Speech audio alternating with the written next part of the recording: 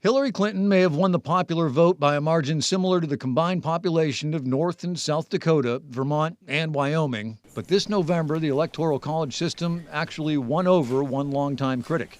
I never appreciated it until now, how genius it was, what they had in mind. So what would an election look like if all that mattered was the final national tally? Well, for starters, population centers like cities would almost certainly be valued over states, especially small ones.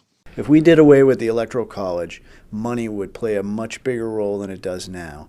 Campaigning in California is very different than campaigning in a small state such as New Hampshire. Those who do want change also point to the year 2000 when Al Gore won the popular vote but wound up being another Democrat who lost the Electoral College, which ABC News political director Rick Klein says makes the debate partisan instead of patriotic. It will look like an attempt by Democrats to change the system to benefit themselves. So the chair of the Democratic Party in New Hampshire is presenting a compromise. Well, I think the tradition of the Electoral College is something that we need to preserve, but I also think that we need to include a trigger in there. Ray Buckley believes if a candidate wins the national vote by a margin greater than 3%, that candidate should win the White House, period. In case you're wondering, in 2016, Hillary Clinton would need roughly 7 million more votes to reach that benchmark. But Buckley says his idea reinforces the concept that every vote matters.